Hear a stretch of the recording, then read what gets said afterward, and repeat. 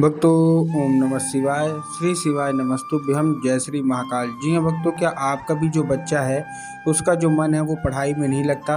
आप लोग उसकी पढ़ाई के लिए बहुत ज़्यादा परेशान हो कि आखिरकार हमारा जो बच्चा है वो पढ़ता क्यों नहीं है। जब भी आप उसको पढ़ाने के लिए बैठाते हो तो वो इधर उधर के कामों में लग जाता है, लेकिन पढ़ता बिल्कुल भी नहीं है। आप लोग के समझ में भी नहीं आ रहा कि हमारा जो बच्चा है आखिरकार पढ़ता क्यों नहीं है। आपने हर वो सुख सुविधा दे रखी है जो कि आपको देनी चाहिए। आपने बहुत अच्छी उसको स्कूल में डाल के रखा है, बहुत अच्छा उसको कोचिंग ट्यूशन हर एक चीज़ की मतलब सुख सुविधा दिए हुए हैं, फिर भी जो आपका बच्चा है ना उसका जो मन है वो पढ़ाई में नहीं लगता है। तो ऐसे में कौन सा उपाय करें ताकि आपका जो बच्चा है उसका जो मन है वो पढ़ाई में लगे। आज के इस वीडियो के माध्यम से हम आपको बताने वाले हैं कि आपको करना क्या है। उपाय ध्यान से सुनिएगा, अच्छे से करिएगा।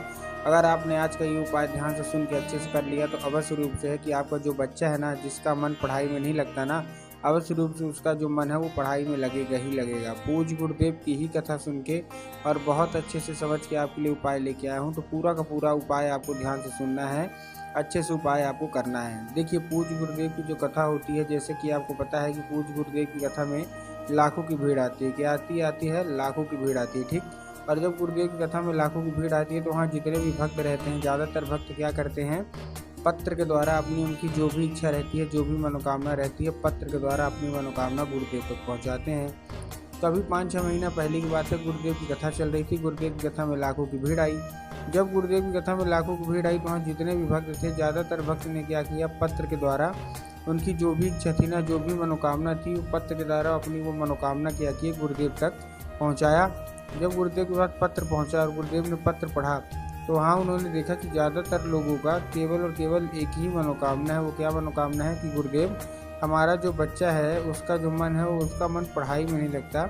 हम लोग बहुत ज़्यादा परेशान हैं, कृपया करके कोई उपाय बता दें ताकि हमारे बच्चे का जो मन है ना वो पढ़ाई की ओर लगे, पढ़ाई की ओर आकर्षित हो। जब गुरुदेव ने देखा तब गुरुदेव ने 2 से 3 उपाय बताए और कहा केवल और केवल ये उपाय कर लेना, तुम्हारा जो भी बच्चा है जिसका मन पढ़ाई में नहीं लगता, अवश्य रूप से उसका जो मन है ना वो पढ़ाई में लगेगा ही लगेगा।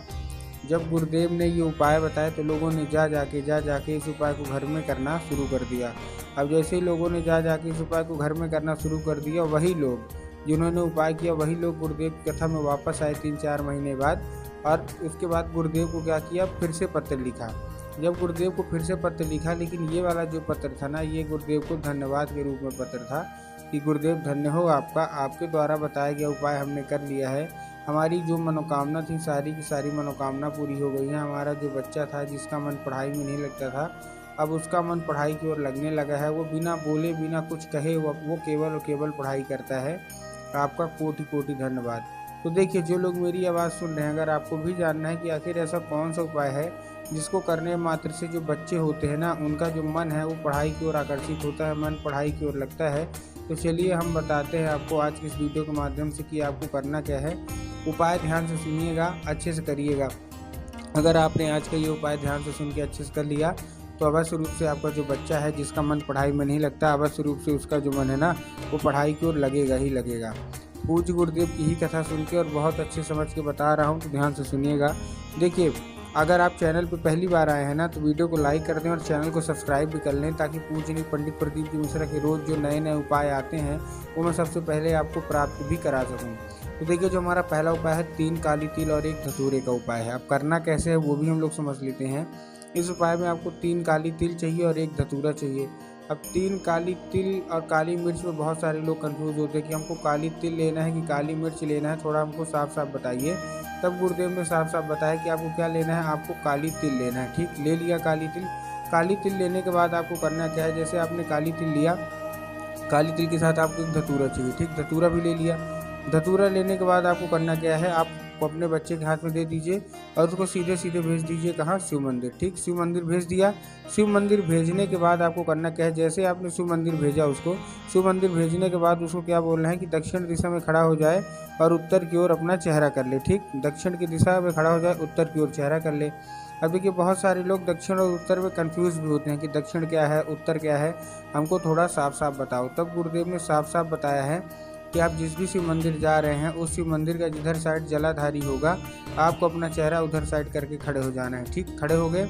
खड़े होने के बाद आपको करना क्या है, जैसे आप खड़े हुए, खड़े होने के बाद आपको एक काम करना है। महादेव का बहुत ही सुंदर सा नाम है श्रम्भेश्वर महादेव।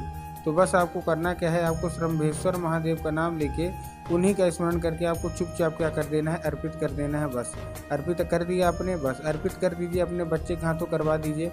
पूज्य गुरुदेव कहते हैं कि एक बार आप करवा के देखिए, आप खुद ही देखेंगे कि आपका जो बच्चा है ना उसका मन पढ़ाई की ओर अवश्य रूप से लगेगा ही लगेगा। ये था हमारा पहला उपाय। अब हम चलते हैं अपने दूसरे उपाय की ओर।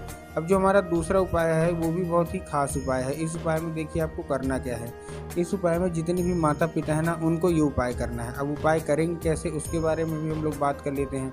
इस उपाय में आपको एक लाल फूल चाहिए। क्या चाहिए, केवल और केवल आपको एक लाल फूल चाहिए। लाल फूल कोई सा भी हो सकता है, गुलाब का ले लीजिए, गुड़हल का ले लीजिए, जो भी आपको पसंद आए आप ले लीजिए। बस एक चीज़ का ध्यान रखना है कि कहीं से मुरझाया हुआ नहीं होना चाहिए और कहीं से भी कटा फटा नहीं होना चाहिए। बस इस चीज़ का आपको ध्यान रखना है। ठीक, ले लिया। लेने के बाद आपको करना क्या है, जैसे आपने ले लिया, लेने के बाद आपको एक काम करना है। क्या काम करना है, आपके घर में माता सरस्वती की फ़ोटो होना अति अनिवार्य है इस उपाय में। अगर आपके घर में माता सरस्वती की फ़ोटो है तब तो अच्छी बात है, लेकिन अगर आपके घर में माता सरस्वती की फ़ोटो नहीं है तो आपको क्या करना है, माता सरस्वती की फ़ोटो लाना है अपने घर में और माता सरस्वती को स्थान देना है अपने घर में। अब शाम के समय जब आपके घर में पूजा पाठ होता है ना, तो बस आपको क्या करना है, शाम के समय में वो माता सरस्वती को अर्पित करना है और माता सरस्वती से उसको औषधि के रूप में मांगना है कि माता कृपया करके हमको इसको औषधि के रूप में प्रदान करिए। हमारा जो बच्चा है उसका जो मन है ना वो पढ़ाई में बिल्कुल भी नहीं लगता, हम लोग बहुत ज़्यादा क्या है परेशान हैं। अब क्या होगा, अब वो औषधि का रूप ले लेगा। तो बस आपको करना क्या है, रात को, उसी रात जब आपका बच्चा क्या करे, खाना पीना खा के सो जाए ना, तो आपको क्या करना है, आपको वही लाल फूल उठाना है और अपने बच्चे के माथे पे 2 से 3 बार आपको चुपचाप क्या कर देना है, फेर देना है। बस पूज्य गुरुदेव कहते हैं कि उस फूल के जरिए स्वयं माता सरस्वती उसके दिमाग में प्रवेश करती हैं और उसका जितना भी दिमाग इधर उधर के कामों में लगता है वहाँ से ना लग के केवल और केवल उसका जो दिमाग है ना वो पढ़ाई की ओर ही लगेगा। ठीक है, ये था हमारा कौन सा, ये था हमारा दूसरा उपाय। अब हम चलते हैं अपने तीसरे और आखिरी उपाय की ओर। इस उपाय में आपको एक पान का पत्ता लेना है और अपने बच्चे के हाथ में देना है। ठीक, पान का पत्ता लिया, अपने बच्चे के हाथ में दिया। अब पान का पत्ता में आपको शहद का लेपन कर देना है। उसी पान के पत्ते में जिसका आप ले रहे हैं उसमें आप शहद का लेपन कर दीजिए।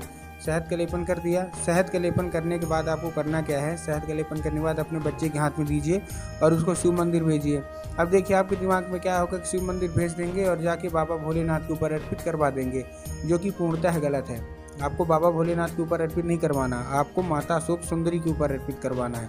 अब माता अशोक सुंदरी की जगह जिसको पता है उनका ठीक, लेकिन बहुत सारे ऐसे लोग हैं जिनको यही नहीं पता कि माता अशोक सुंदरी की जगह होती कहाँ है।